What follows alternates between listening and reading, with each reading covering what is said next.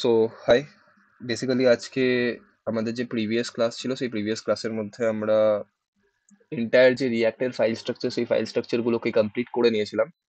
এরপরে আজকে আর একটু কনফিডেন্স বিল্ড করানোর জন্য আমরা রিয়াক্টের থ্রু আমাদের ফার্স্ট প্রজেক্ট বিল্ড শুরু করব। সো সবার ফার্স্টে আমি তোমাদেরকে তোমাকে সরি, তোমাদেরকে নয়, তোমাকে আমার যে গিটহাবের মধ্যে রিয়াক্ট টেলউইন্ডের স্টার্টার প্যাক, সেই স্টার্টার প্যাকের লিঙ্কটা দিয়ে দিয়েছি। ঠিক আছে? তো এই গিটহাবের ইয়েটাই তুমি গিয়ে ডাউনলোড করে নিতে পারো। অ্যান্ড আমিও পার্টিকুলারলি সিম্পল ওয়েতে এটাকে ক্লোন করে নিচ্ছি, ক্লোন করে নিলাম। এরপরে পরের স্টেপ থেকে আমরা দেখব। তো সবার ফার্স্টে আমি আমার ভিএস কোড ওপেন করে নিচ্ছি। আই হোপ এই জাতীয় জিনিসগুলোর আর কোনো দরকার নেই, সো আমি ক্লোজ অল করে দিচ্ছি। এখানেও আমি ক্লোজ অল করে দিচ্ছি। আর আমার যে টার্মিনাল, অবভিয়াসলি টার্মিনাল ইউজ হয়ে গেলে সেগুলোকে কি করে দেবে? কিল করে দেবে। এখন এই জিনিসটা কিল কিল টার্মিনাল কিল টার্মিনাল ঠিক আছে? তো আমাদের পরের পোর্শন হচ্ছে 03 অ্যাপ। সো এটার ভেতরেই ছিল। পরের ফোল্ডারের নাম আমরা এরকম করে রাখতে পারি, ফোল্ডার বা ঠিক আছে চলো এরকম, এটার ভেতরেই আমরা ইয়ে করে দেবো, নেক্সট করে দেবো। তো সিডি 01 এটা, ঠিক আছে? এরপরে ওই যে ইউআরএলটা গিটহাবের আমি দিয়েছিলাম সেটাকে এখানে আমরা ক্লোন করব, ওই রেপোটা। তো আমি বলছি গেট ক্লোন, দেন ওই স্টার্টার প্যাকটা, ঠিক আছে, এন্টার করলাম। তো কি হচ্ছে, আমার স্টার্টার প্যাক ক্লোন হয়ে গেল। কারেক্ট, স্টার্টার প্যাক আমার ক্লোন হয়ে গেল। বাট দেখতে পাচ্ছি না, দেখতে পাচ্ছি না, কেন দেখতে পাচ্ছি না? চলো একবার আমরা, আচ্ছা আমার বাকি অপশনস গুলো কোথায় গেল? গেট রিপো ইনসেন। ওকে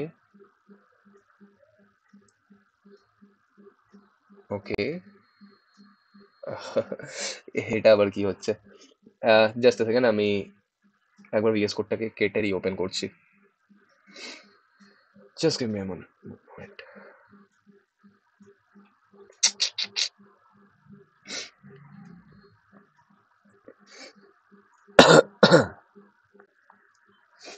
এতগুলো রেকর্ডিংস পেন্ডিং হয়ে গেছে না, মানে ক্রিয়েট হয়ে গেছে, জাস্ট আপলোড করা হয়নি, সেই জন্য এতটা টাইম নিচ্ছে। CA almost full. Okay, this one আমি চেক করে নিই যে এটার ভেতরে আদৌ ক্রিয়েট হয়েছে না হয়নি। হ্যাঁ, চলে এসছে, এখানে চলে এসছে, ওখানে দেখাচ্ছিল না, আজব।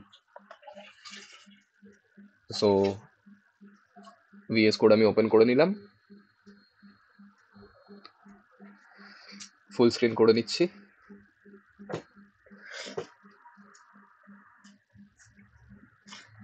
হে ম্যান, কি problem?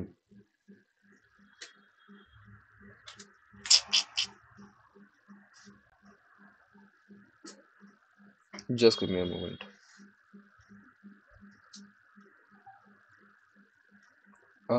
Yeah, so extremely sorry for the delay. Setup is done. এখানে আমাদের যে গেট ক্লোন করেছিলাম আমরা ওই রেপোটাকে, সেই রেপোটা এখানে সাকসেসফুলি চলে এসছে। ওকে, সো আমি এগুলো ক্লোজ করে দিচ্ছি, এগুলোর আর কোনো নিড নেই। অ্যান্ড অবভিয়াসলি এখানে এই রেপোটার নামটা পুরোপুরি চলে এসছে, বাট আমার পুরোটা চাই না। সো একটা কাজ করা যেতে পারে, এটাকে চেঞ্জ করা যেতে পারে। এটাকে আমি রিনেম করে দিচ্ছি, অ্যান্ড এটার আমি নাম দিয়ে দিচ্ছি 03। আর আমরা আজকে শিখবো রিয়াক্টের থ্রু আমরা কি করে একটা ন্যাভবার বিল্ড করতে পারি। খুব বেসিক থেকে স্টার্ট করবো, সেরকম কমপ্লেক্স কিছু না, ঠিক আছে? ন্যাভবার, এটার নাম দিয়ে দিলাম ন্যাভবার।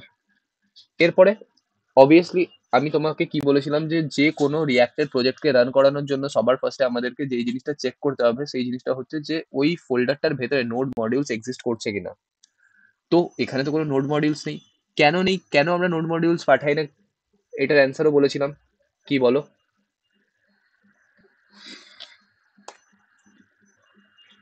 System is very good, correct. তো আমি but যদি অনেক বড় ছিল।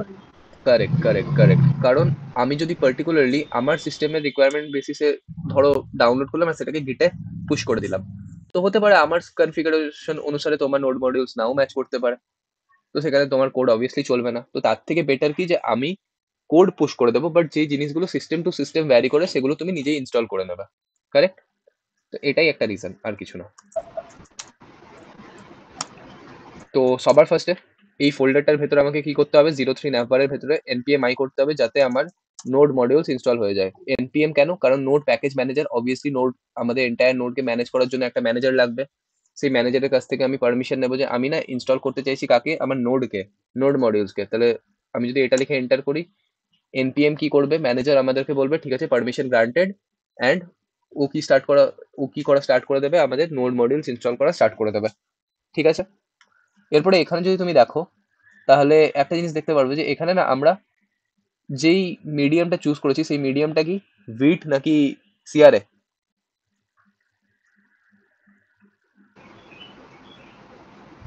সিআরএ। সিআরএ চুজ তো করেছি, সিআরএ, সেই জন্য একটু টাইম নিচ্ছে। বাট আমাদের যে অ্যাডিশনাল প্যাকেজেস গুলো ছিল, যেরকম ওয়েব ভাইটালস, আরো অন্যান্য জিনিস যেগুলো ছিল, যেগুলো আমাদের দরকার ছিল না, ওই টেস্ট ডট জেএস, দেখো ফোল্ডার স্ট্রাকচারটা না খুব ক্লিন আছে এখন, খুব ক্লিন আছে। শুধু যেই ফাইলগুলো দরকার আমি সেগুলোই পুশ করেছি, অ্যাডিশনাল কোনো রকম ফাইল আমি রাখিনি। বুঝতে পারছি? হ্যাঁ স্যার। কুল। সো এটাকে ইনস্টল হতে দাও, ততক্ষণ আমরা একটু বুঝে নিই যে কম্পোনেন্ট বেসড স্ট্রাকচারের গুরুত্বটা কি। সো ধরো আমি হোয়াইট বোর্ডের এটা তোমাকে একটু ভালো করে বোঝাতে পারবো।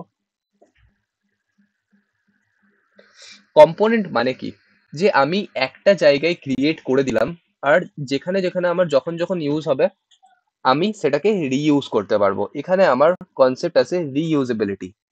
যেরকম আমরা যখন ইনহেরিটেন্স পড়েছিলাম, ইনহেরিটেন্সেই তো ছিল বোধহয় কোড রিইউজেবল হয়, বারবার বারবার চাইল্ডে কোড লিখতে হয় না, ডাইরেক্ট আমরা পেরেন্টে কোড লিখি আর হ্যাঁ সেটা স্যার। হায়ারার্কিতে ডাউন যেতে থাকে। কারেক্ট? তো সেখানে একটা রিইউজেবল মানে রিইউজেবিলিটির কনসেপ্ট এসেছিল। তো এখানেও আমাদের হ্যাঁ রিইউজেবিলিটি স্যার। হয়। কি করে রিইউজেবিলিটি হয়? ধরো এটা তোমার ওয়েব পেজ, এটা ধরো তোমার ফার্স্ট ওয়েব পেজ, পেজ বলেছি হ্যাঁ, ওয়েবসাইট নয়, পেজ। এটা তোমার সেকেন্ড ওয়েব পেজ। এরপরে ধরো এটা হচ্ছে তোমার অ্যাবাউট আস এর পেজ, আর এটা হচ্ছে তোমার হোম পেজ। তাহলে হোম পেজের মধ্যে তোমার কি আছে, স্টার্টিং এ ন্যাভবার আছে, এন্ডে কি আছে, সেকেন্ড, এটার আর নিড নেই। কারেক্ট, হ্যাঁ। এন্ডে কি আছে, ফুটার আছে। এটারও এন্ডে কি আছে, ফুটার। ফুটার আছে। দুটো সেমই আছে, দুটো সেমই থাকবে। কন্টেন্ট কোথায় পাল্টাবে? কন্টেন্ট এই মাঝখানের পোর্শনটায় পাল্টাবে। সো তুমি কি বলছো যে আমি না প্রত্যেকটা পেজের জন্য কি বারবার বারবার করে ন্যাভিগেশন আর ফুটারের কোড লিখবো? তো না, এখানে আমাদের ইউজ হয় কম্পোনেন্ট স্ট্রাকচার। যে আমি একবার ধরো ন্যাভবার কম্পোনেন্ট ক্রিয়েট করে দিলাম, এরপরে আমি আমার ওয়েবসাইটে যতবারই যে কোনো ওয়েব পেজ ক্রিয়েট করি না কেন, আমি কিরকম করে করবো? সবার ফার্স্টে দেখো, ওই বলেছিলাম যে প্রত্যেকটা জিনিসকে একটা সিঙ্গেল ডিভের মধ্যেই রিটার্ন করতে হবে। তাহলে এটা যদি আমি ধরি ফার্স্ট ওয়েব পেজ, তাহলে ফার্স্ট ওয়েব পেজের স্ট্রাকচার কি? ফার্স্ট ওয়েব পেজের স্ট্রাকচার হচ্ছে আমার ন্যাভবার, হোম পেজ, ফুটার। কারেক্ট? আর তুমি ধরো ন্যাভিগেশনের জন্য, মানে ন্যাভবারের জন্য কোড কম্পোনেন্ট স্ট্রাকচারে লিখে রেখেছো, তো তুমি এখানে কি করবে, জাস্ট ওই কম্পোনেন্টটাকে কল করবে, জাস্ট ওই কম্পোনেন্টটাকে কল করবে। ঠিক আছে? তাহলে হোম পেজের জন্য ন্যাভবার চলে এসছে, তারপরে কম্পোনেন্ট তুমি ধরো হোম, তারপরে ধরো কম্পোনেন্ট তোমার ফুটার। ঠিক আছে? তাহলে এটা হয়ে গেল তোমার এই যে হোম পেজ সেটার জন্য।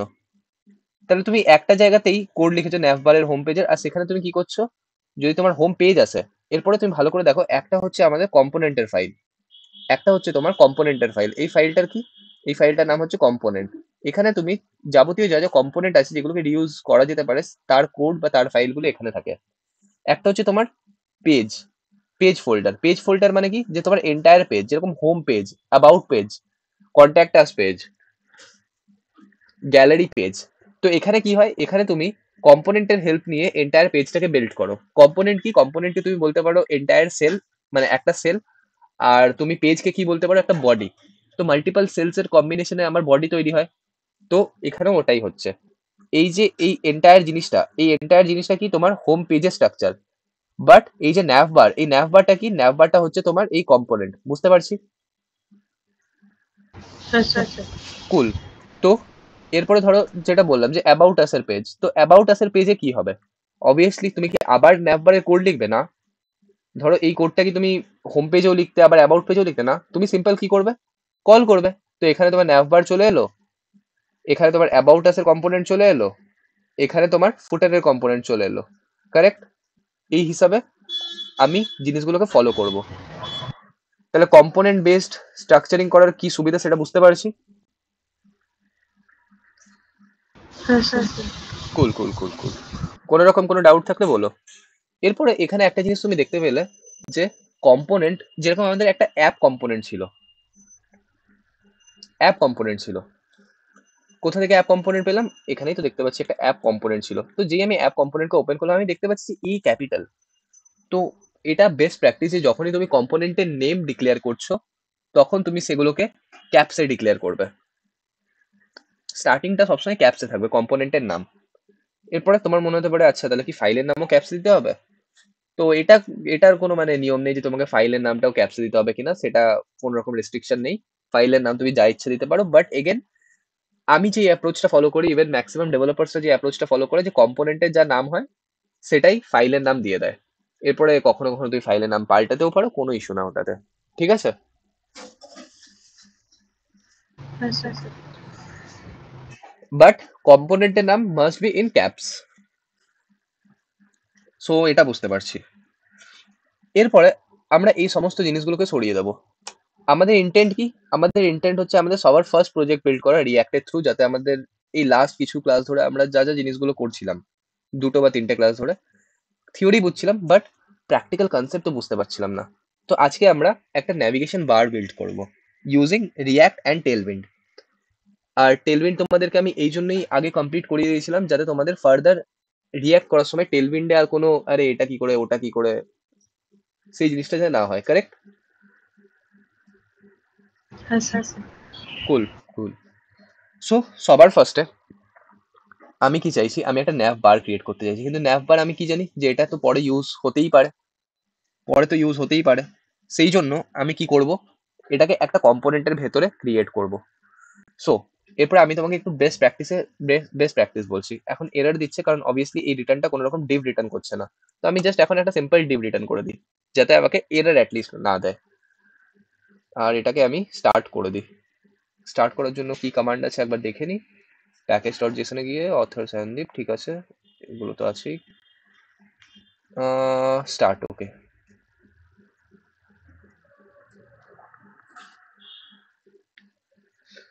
সো এসআরসি, এসআরসি এর ভেতরে তুমি একটা ফোল্ডার ক্রিয়েট করো, সেই ফোল্ডারটা নাম দিয়ে দাও কম্পোনেন্টস। এই কম্পোনেন্ট ফোল্ডারটার ভেতরে তুমি যা যা কম্পোনেন্ট ক্রিয়েট করবে সেই প্রত্যেকটা কম্পোনেন্ট থাকবে। ঠিক আছে? প্রত্যেকটা কম্পোনেন্ট থাকবে। এরপরে তুমি কি কম্পোনেন্ট ক্রিয়েট করতে চাইছো সবার ফার্স্টে? অবভিয়াসলি ওটা একটা ন্যাভ বার। তো ন্যাভ বারের জন্য তুমি কম্পোনেন্ট ক্রিয়েট করতে চাইছো, তাহলে এটা একটা ফাইল হবে। কি নাম দেবে? NAVBAR, ন্যাভবার dot. আর তুমি জানো যে এটা কি শুধুমাত্র জেএস থাকবে নাকি এইচটিএমএল ও থাকবে? HTML থাকবে। কারেক্ট, তাহলে JSX, navbar ডট JSX। ঠিক আছে, ফাইল ক্রিয়েট করে নিয়েছি। এরপরে এই ফাইলটাকে আমি কোথায় ইউজ করব? আমাদের অ্যাপ ডট জেএস এ। কারেক্ট? তাহলে অ্যাপ ডট জেএস এ যদি আমি এটাকে ইউজ করতে চাই, এখনো এটার মধ্যে আমি কিছু লিখিনি, বাট আচ্ছা ঠিক আছে, একটা কাজ করি, আমরা একটা বেসিক স্ট্রাকচার ক্রিয়েট করে নিই। আমরা একটা বেসিক স্ট্রাকচার ক্রিয়েট করে নিই। কারেক্ট? তো বেসিক স্ট্রাকচার আমরা কি করে ক্রিয়েট করতে পারি একটা কম্পোনেন্টের, সেটা আমাকে একটু বলতে পারবে? যে একটা নর্মাল স্ট্রাকচার কি করে, অ্যাপ ডট জেএস এর স্ট্রাকচারটাকে দেখে বলো যে কিরকম ভাবে ক্রিয়েট করতে পারি, কি মনে হচ্ছে দেখে। স্যার ফার্স্টে ইম্পোর্ট করতে হবে। ইম্পোর্ট করতে হবে? কোনো নিড আছে ইম্পোর্টের?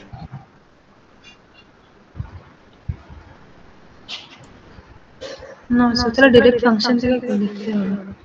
অবভিয়াসলি, কারণ এখানে ইম্পোর্ট কি করেছে, সিএসএস করেছে, অ্যাপ ডট সিএসএস। আমার অ্যাপ ডট সিএসএস এর কোনো রকম দরকারই নেই। আমার অ্যাপ ডট সিএসএস এর কোনো রকম দরকারই নেই। আমি যদি তোমাকে স্টার্টার প্যাকটা দেখাই, তাই স্টার্টার প্যাকের মধ্যে কিচ্ছু নেই, পুরো ফাঁকা আছে। আর অ্যাপ ডট সিএসএস যদি আমি তোমাকে ওপেন করে দেখাই যে কি আছে, তো অ্যাপ ডট সিএসএস এর মধ্যেও কিচ্ছু নেই, right your CSS here. So এখানে আমি কি দেখতে পাচ্ছি যে একটা ফাংশন, সে তার ভেতরে একটা রিটার্ন টাইপ থাকবে, আর সেখানে আমি কি করছি, এক্সপোর্ট করে দিচ্ছি যাতে আমি ওটাকে বাইরেও ইউজ করতে পারি। তো সেম সিমিলার সিনট্যাক্স আমি লিখবো, বাট বারবার এত লম্বা কি সিনট্যাক্স আমি লিখবো না। তো এখানে আমার শর্টকাটস আছে আরএফসিই। আরএফসিই মানে রিয়াক্ট ফাংশনাল বেসড কম্পোনেন্ট।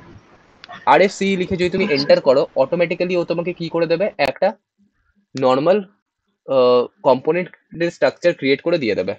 ঠিক আছে, এরপরে হয়তো তুমি লিখলে এই জিনিসটা আসবে না, কারণ আমার এক্সটেনশন ডাউনলোড করা আছে। তো তুমি এক্সটেনশনে যাও, দিয়ে এক্সটেনশনে গিয়ে এখানে একটা এক্সটেনশন তোমার কাছে অ্যাভেলেবেল থাকবে, ES7 plus react Redux react native snippets. ঠিক আছে, এই এক্সটেনশনটা ডাউনলোড করে নিও। ঠিক আছে, আরএফসিই লিখে আসবে। একটা জায়গায় নোট করে রাখো, রিয়াক্টের অ্যাকচুয়ালি না দুটো ধরনের কম্পোনেন্ট হয়, একটা ফাংশনাল বেসড কম্পোনেন্ট আর একটা ক্লাস বেসড কম্পোনেন্ট। তো আমরা যে অ্যাপ্রোচে কোড লিখি সেইটা হচ্ছে react functional based component. Class based component আগে লেখা হতো, এখনকার দিনে অলমোস্ট যে কোম্পানিজ গুলো প্রিভিয়াসলি ক্লাস বেসড কম্পোনেন্ট লিখতো, তারা নিজেদের সিস্টেমকে মাইগ্রেট করে নিয়েছে ফাংশনাল কম্পোনেন্টে, অ্যান্ড যারা করেনি তারা খুব তাড়াতাড়ি করে নেবে। ঠিক আছে, সো ইউজ করেছি। এরপর যদি আমরা আমাদের ওয়েব পেজে যাই, আমরা কি দেখতে পাচ্ছি ওই যে ন্যাভবার লেখাটা কোথাও কি আসছে? কোথাও কি আসছে? কেন আসছে না? আসছে না, এটা জাস্ট একটাই কারণ যে আমরা এখানে শুধুমাত্র কম্পোনেন্ট ক্রিয়েট করেছি, বাট এগেন কম্পোনেন্টটাকে কোথাও ইউজ করিনি। তো অ্যাকচুয়াল আমার কে রেন্ডার করছে? অ্যাকচুয়াল যদি আমি যাই, তো আমার ইন্ডেক্স ডট জেএস কাকে রেন্ডার করছে? অনলি অ্যাপ কম্পোনেন্টকে। আর অ্যাপ কম্পোনেন্টের ভেতরে কি আমি কিছু লিখেছি যে ন্যাভবারকে রেন্ডার করাতে হবে? তাহলে এখানে আমাকে সবার ফার্স্টে কি করতে হবে, ন্যাভবারকে রেন্ডার করাতে হবে। তাহলে আমি যাব, আর আমি NAV এরকম করে তুমি লিখতে পারো, ন্যাভবার লিখলে অটোমেটিক্যালি কি হয়ে গেল, তোমার কম্পোনেন্ট ওপরে ইম্পোর্টও হয়ে গেল, আর এটাও চলে এলো। এরপরে এখানে ডট স্ল্যাশ কেন দেওয়া আছে? দেখো, সবসময় মাথায় রাখবে যে এই পার্টিকুলারলি ইম্পোর্টিং গুলো যদি তুমি ঠিক করে না করো, তাহলে কিন্তু তোমার প্রজেক্ট তুমি খুঁজতে থেকে যাবে আর এক্সিকিউট হবে না। তো ইম্পোর্ট যেই নামে ইম্পোর্ট করছো, মানে এখানে এটা নয় যে তুমি ন্যাভবার ওখানে এক্সপোর্ট করেছো বলে এখানে ওই নামে ইম্পোর্ট করতে হবে, তুমি যে কোনো নামে ইয়ে করতে পারো, বাট জেনারিক আমরা যেই নামে এক্সপোর্ট করি সেই নামে ইম্পোর্ট করাটাকে প্রেফার করি। এবারে যদি আমাদের এক্সপোর্টের নামটা খুব বড় থাকে, তখন সেক্ষেত্রে আমরা কি করতে পারি, অ্যালিয়াস ক্রিয়েট করতে পারি। অ্যালিয়াস মানে জানো? জানো কি? কারেক্ট কারেক্ট কারেক্ট, যেরকম ডেটাবেসে আমরা অ্যালিয়াস ক্রিয়েট করি, অ্যালিয়াস অ্যালাইসেস যাই বলে বলে। সো ন্যাভবারকে আমরা ইম্পোর্ট করছি, কোথা থেকে করব? ডট স্ল্যাশ, আমি জানি কম্পোনেন্টের ভেতরে কি আছে, ন্যাভবার। ঠিক আছে, যদি দুটো ফোল্ডার ওপরে যেতে চাই তাহলে কি করব, double dot slash, double dot slash. আবার ফোল্ডারের উপরে যেতে গেলে ডাবল ডট স্ল্যাশ, আবার উপরে যেতে গেলে ডাবল ডট স্ল্যাশ। তিনটে ডট কখনো হয় না, ঠিক আছে? Double dot of the last. So এই জিনিসটা হলো। এরপরে আমি আমার ন্যাভবারকে রেন্ডার করিয়ে নিয়েছি। এখন যদি আমি দেখি, তো আমার ন্যাভবার চলে এসছে। ন্যাভবার তো আমার চলে এসছে, কারেক্ট? তো তুমি সাকসেসফুলি তোমার প্রথম রিয়াক্টের প্রজেক্ট ক্রিয়েট করে নিয়েছো।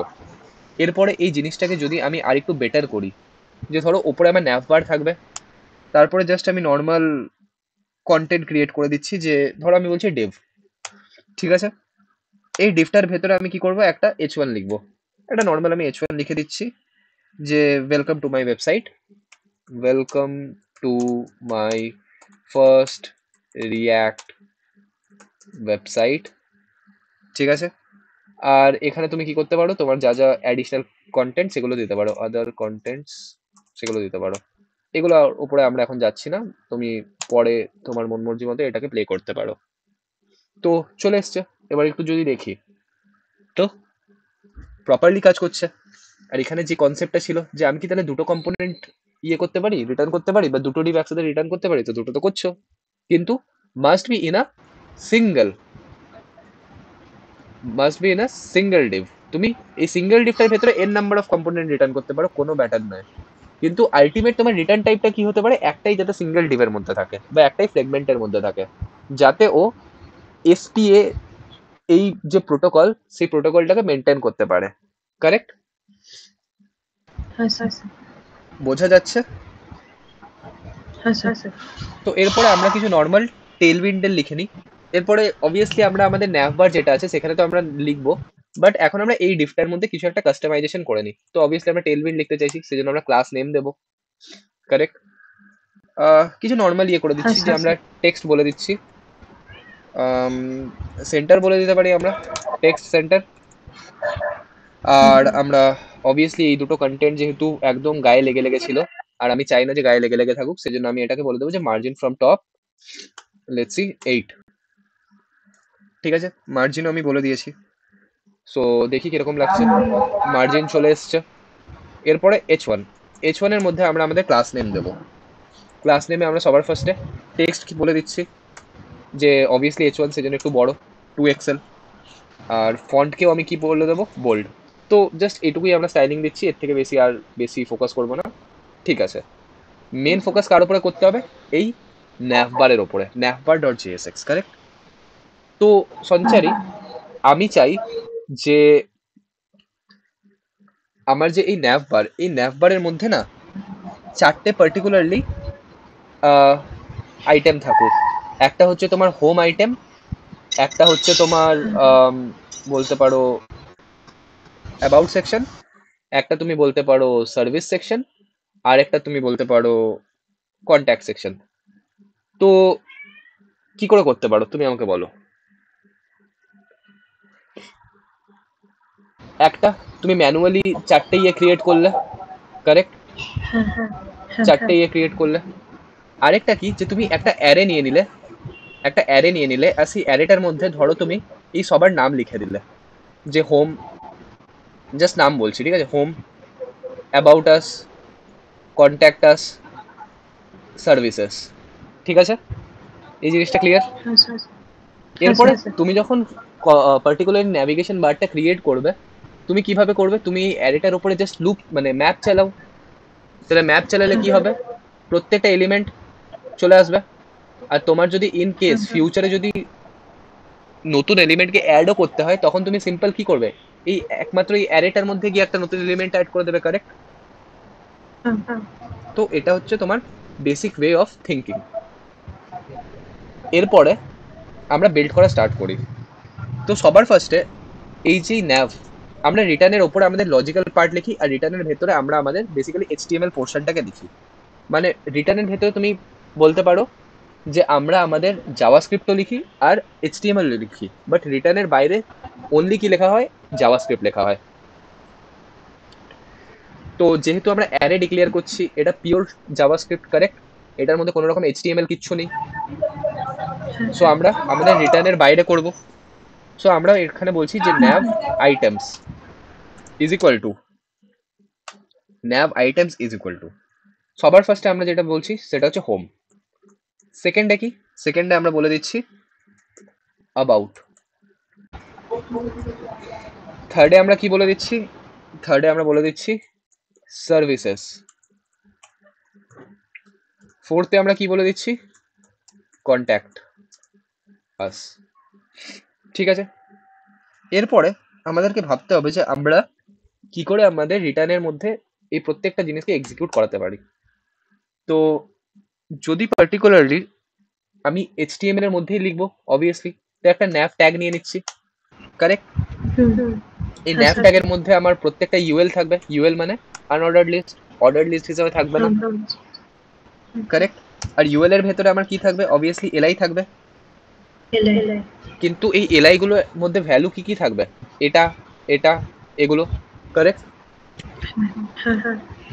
বাট এগুলো কি আমার স্ট্যাটিক ভাবে আসবে নাকি ডাইনামিক্যালি আসবে?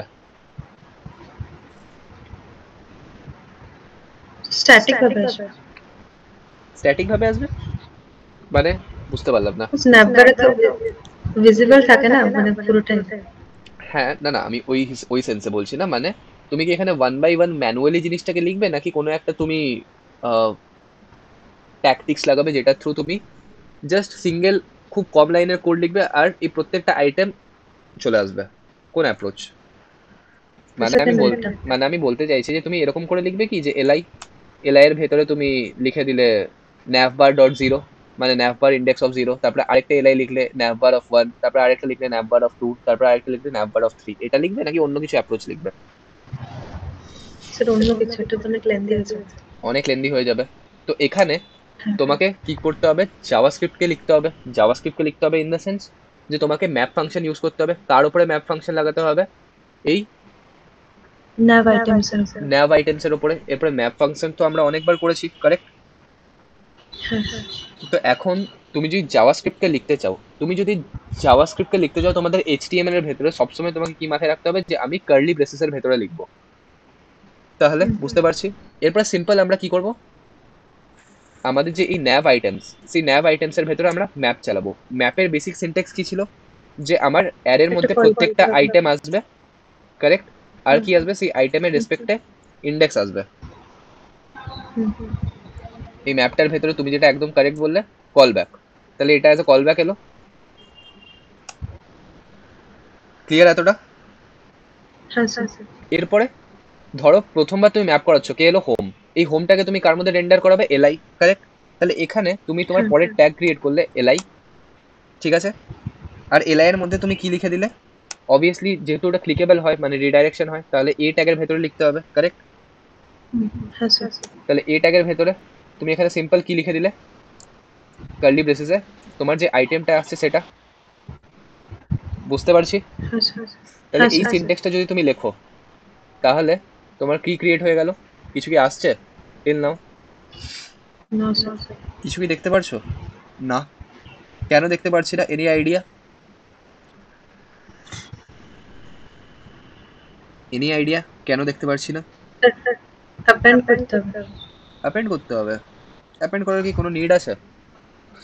একটু ভালো করে আমরা কোড স্ট্রাকচার ফলো করি। তো আমরা কি বলেছি, আমাদের যে ইউএল, সেই ইউএল এর ভেতরে আমাদের যে ন্যাভ আইটেমস আছে, সেই ন্যাভ আইটেমসকে আমরা ম্যাপ করে দিয়েছি।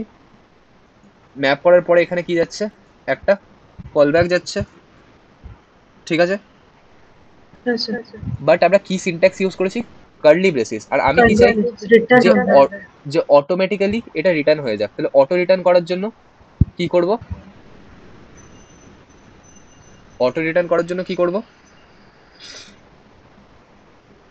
স্যার রিটার্ন লিখতে হবে। না, কার্লি ব্রেসিস সিনট্যাক্স লিখলে আমাদেরকে ম্যানুয়ালি টাইপ করতে হয় রিটার্ন। কার্লি ব্রেসিস যদি আমরা লিখি, আমাদেরকে ম্যানুয়ালি টাইপ করতে হয় রিটার্ন, হ্যাঁ স্যার। কারেক্ট? যেটাকে আমরা কি বলি, এক্সপ্লিসিট রিটার্ন স্টেটমেন্ট। তো এখন যদি আমি দেখি, আমার চারটে ন্যাপ চলে এসছে, কারেক্ট? হ্যাঁ স্যার। হ্যাঁ স্যার। বাট আমি যদি চাই যে ইমপ্লিসিট রিটার্ন হোক, তাহলে ইমপ্লিসিট রিটার্নে আমরা কি সিনট্যাক্স লিখি, এই কার্লি ব্রেসিসটাকে সরিয়ে জাস্ট প্যারেনথেসিস দিই, যাতে কি হয়ে যাক, অটো রিটার্ন হয়ে যাক, কারেক্ট? হ্যাঁ স্যার। তাহলে এবারে যদি আমরা এইভাবে লিখি, সেম জিনিস আসছে। তাহলে কেন জাভাস্ক্রিপ্টের সময় আমি এই এক্সপ্লিসিট রিটার্ন আর ইমপ্লিসিট রিটার্নটা করিয়েছিলাম এবারে মনে হচ্ছে? হ্যাঁ স্যার। কেন ওই জায়গাটা আমি বারবার ফোকাস করতে বলেছিলাম, কারণ রিয়াক্টে গিয়ে এই জায়গাটাতে অনেকবার তুমি ফাঁসবে, যে তুমি কার্লি ব্রেসিস লিখছো আর কোনো ইউআই এর মধ্যে রিফ্লেকশন হচ্ছে না। কারণ কার্লি ব্রেসিস কি ডিমান্ড করে, যে আমি এক্সপ্লিসিট রিটার্ন স্টেটমেন্ট বলবো, কারেক্ট? হ্যাঁ স্যার। বুঝতে পারছি। সো এখন আমাদের যা মোটো ছিল, সেই মোটোটা তো আমাদের অ্যাচিভ হয়ে গেল, যে আমরা ইজিলি ডাইনামিক্যালি করতে পারছি। এরপর যদি আমরা ইন্সপেক্টে যাই আর এখানে কনসোলে যাই, তাহলে কনসোলে না অনেকগুলো এরার দিচ্ছে না, ওয়ার্নিং দিচ্ছে কি, each child in a list have a unique key prop.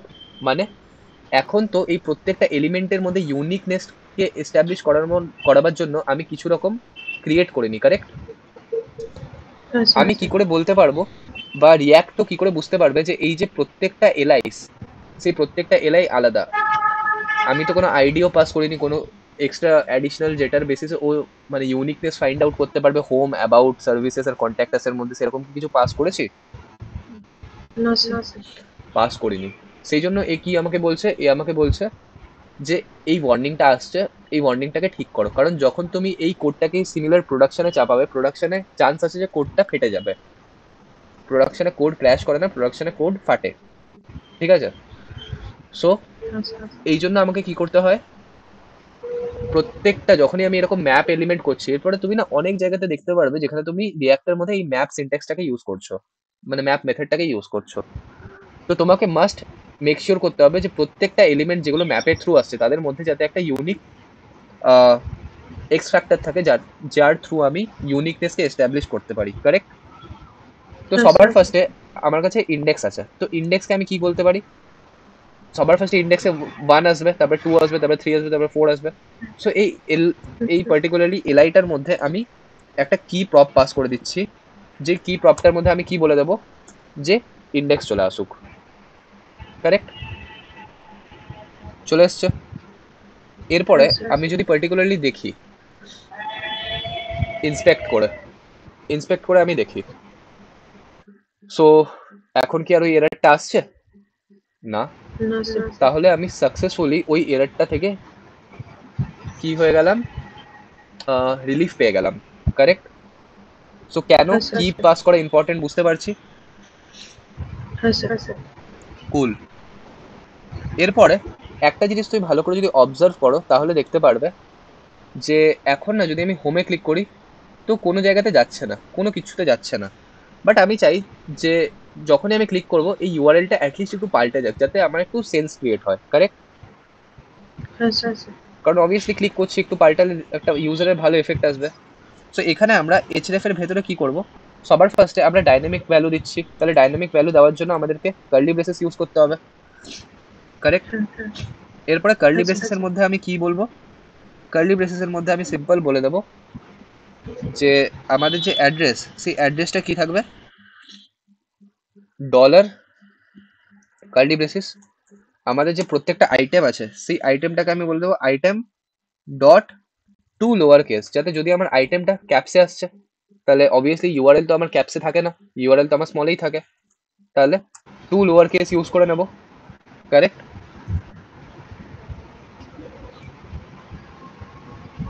বুঝতে পারছি। হ্যাঁ স্যার। কোনো জায়গায় প্রবলেম হলে বলো, মানে আমি বলছি বলে বলো না। স্যার 2 লোয়ার কেস হবে না, ওটা 2 লোকাল লোয়ার কেস লেখা। সরি, টু লোয়ার কেস, ঠিক আছে। হ্যাঁ তাহলে স্যার। এটা দিয়ে দিয়েছি। এটার আগে আমরা একটা হ্যাজও অ্যাড করতে পারি, একটা হ্যাজও অ্যাড করে দিতে পারি। সো এখন যদি আমি যাই, দেন হোমে ক্লিক করি, has home, has about, has service, has contact us, তাহলে বুঝতে পারছি। বাট এখানে হ্যাঁ তোমার স্যার। মনে হতে পারে আমি তো কন্ট্যাক্ট আস লিখেছিলাম, তাহলে আমি %20 মানে কি, %20 কেন এলো? তো এখানে দেখো কন্ট্যাক্টের পরে একটা স্পেস আছে, আর হ্যাঁ স্যার। তোমাদের যখন তোমাদের আমি এইচটিএমএল পড়ি না, এইচটিএমএল তো পড়াইনি, জাভাস্ক্রিপ্টে আমি তোমাদেরকে ওই ক্লাসটা নিয়েছিলাম যে ইউনিক কোড বা অ্যাসকাই কোডের ইয়েটা, যে আমাদের প্রত্যেকটা ক্যারেক্টার একটা ইউনিক কোডের সাথে ম্যাপ থাকে UTF-8 অনুসারে। না স্যার, এই ক্লাসটা হয়নি। ওকে। সো বেসিক্যালি এই যে স্পেসটা, সেই স্পেসটা একটা ইউনিক কোড দ্বারা ডিফাইন করা থাকে। সেই ইউনিক কোডটা কি %20, সেই জন্য আমার যখন আইটেমে কন্ট্যাক্ট স্পেস আস এসছে, তো কন্ট্যাক্টটাকে তো নিজের মতো নিয়েছে কিন্তু স্পেসটাকে তো প্রিন্ট করাতে পারবে না, সেই জন্য ওইটার জায়গাতেও কি দিয়ে দিয়েছে, %20, হ্যাঁ স্যার। ঠিক আছে? বুঝতে পারছি। হ্যাঁ স্যার। হ্যাঁ স্যার। তাহলে এটা থ্রু তুমি তোমার ন্যাভবার ক্রিয়েট করে নিয়েছো। এরপরে আর কিছুই না, জাস্ট কিছু বেসিক স্টাইলিং প্রোভাইড করে দাও, যেরকম কি বলতে পারো তুমি, যে এই যে ন্যাভবার আছে সেই ন্যাভবারটার মধ্যে তুমি বলে দিলে যে এটার যে বিজি, সেই বিজিটাকে তুমি বলে দাও যে এটা গ্রে হয়ে যাক, গ্রে 800 হয়ে যাক সামথিং। আর অবভিয়াসলি প্যাডিং চাই তোমার, তো প্যাডিং 4 দিয়ে দিলা।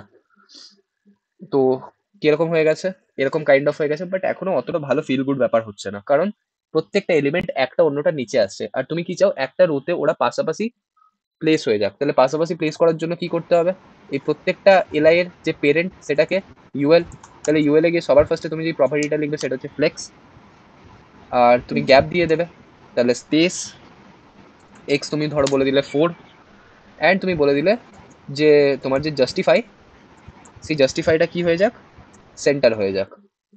তাহলে এখন কিরকম হলো, এরকম ভাবে ক্রিয়েট হয়ে গেছে, একটু বেটার লাগছে। বাট এখনো অতটা ভিজিবল নয়। তো আর কিছুই না, এই প্রত্যেকটা যেখানে তুমি এলআই লিখেছো সেই এলআই থেকে তুমি একটা নর্মাল স্টাইলিং প্রোভাইড করে দিতে পারো। কি স্টাইলিং, বা এলআইতে না গিয়ে তুমি এই এ ট্যাগের ভেতরেও একটা স্টাইলিং প্রোভাইড করে দিতে পারো। যে ক্লাস নেম তুমি বলে দিলে লেটস সি টেক্সট হোয়াইট। তুমি বলে দিলে যে হোভার করার সাথে সাথে কি হয়ে যাবে, তোমার যে টেক্সট সেই টেক্সটটা একটু গ্রেইশ টাইপের হয়ে যাবে। তো গ্রে 400 বলে দিলে, ঠিক আছে। তো এখন তোমার যে ইউআই, সেই ইউআইটা কিরকম লাগছে, এরকম লাগছে। এখন যদি তুমি হোভার করো, হোভারও হচ্ছে। আর এটার থ্রু মোটামুটি একটা সুটেবল স্টেটে তোমার ন্যাভবারটাকে দেখতে লাগছে, কারেক্ট? হ্যাঁ স্যার। সো এটার থ্রু তোমার যে রিয়াক্টের ফার্স্ট প্রজেক্ট যেখানে তুমি ন্যাভিগেশন বার বিল্ড করা শিখলে, সেটা কমপ্লিট হয়ে গেল। তুমি যদি এন্টায়ার কোডটাকে দেখলে তুমি বুঝতে পারবে যে এখানে যদি তুমি পরবর্তীকালে তোমার মনে হয় যে আমি অ্যাড করব গ্যালারি, তো তুমি অ্যারেতে গিয়ে গ্যালারি অ্যাড করো। তুমি অ্যারেতে গিয়ে আরেকটা অ্যাড করো, লেটস সি আর কি কি সেকশন হতে পারে, যে আহ, কি হতে পারে, যে হায়ারিং। তো তুমি জাস্ট অ্যারেতে অ্যাড করছো, আর অটোমেটিক্যালি কি হচ্ছে, এখানে পরপর পরপর অ্যাড হচ্ছে। তোমাকে কোনো রকম কি করতে হচ্ছে না, ম্যানুয়ালি গিয়ে ওই যেটা আমরা টেলউইন্ডে দেখছিলাম যে বারবার বারবার করে আমাদেরকে কি করতে হবে, এলিমেন্ট ক্রিয়েট করতে হবে। তখন আমাদের খুব ক্লামজি লাগছিল যে আরে বারবার বারবার টেলউইন্ড লিখতে হবে, বারবার বারবার প্রত্যেকটা প্যারাগ্রাফে গিয়ে আমাদের অ্যাডিশনাল ওই সেম টেলউইন্ডকে কপি পেস্ট করতে হবে। বাট এখানে তুমি যদি ভালো করে অবজার্ভ করো, যখন তুমি জাভা স্ক্রিপ্ট আর টেলউইন্ড একসাথে লিখছো, তোমার কাজটা কতটা ইজি হচ্ছে।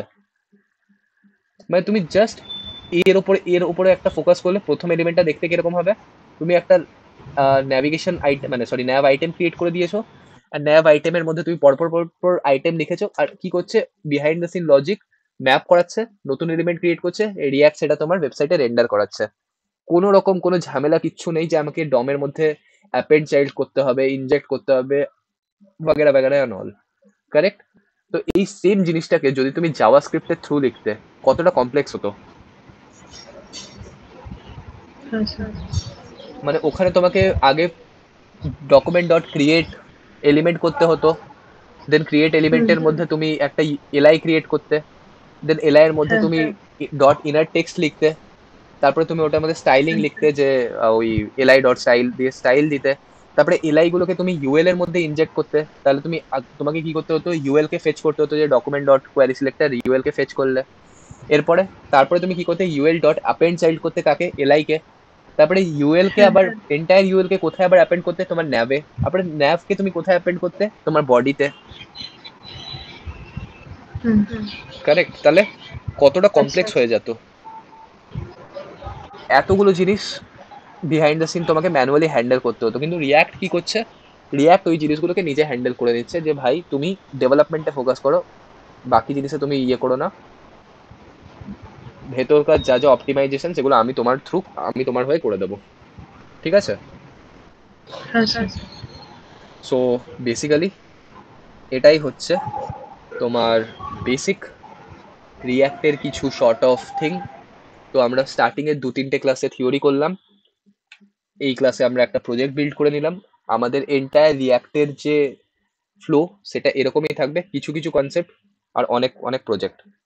এই প্রজেক্টগুলো আমি অ্যাজিউম করবো যে তুমি বিল্ড করতে ভালো করে পারবে তখনই যখন তোমার জাভা স্ক্রিপ্টের কনসেপ্ট খুব ভালো করে ক্লিয়ার থাকবে। কারণ দেখো এখানে কিন্তু আমরা রিয়াক্টের কনসেপ্ট খুব কম ইউজ করেছি, এগুলো কিন্তু কোর জাভা স্ক্রিপ্টের কনসেপ্ট, জাস্ট সিনট্যাক্সটা হ্যাঁ আলাদা। স্যার।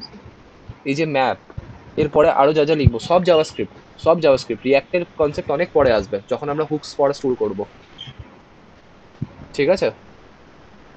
সো হ্যাঁ স্যার। জাভাস্ক্রিপ্টটাকে ডিউরিং রিয়াক্ট করার সময় খুব ভালো ফান্ডামেন্টাল ওয়েতে স্ট্রং করে নিও, কারণ যেটা আগেও বলেছি যে রিয়াক্ট আজ আছে কাল নেই, কিন্তু জাভাস্ক্রিপ্ট একটা এভারগ্রিন সাবজেক্ট, ঠিক আছে। হ্যাঁ স্যার। কুল।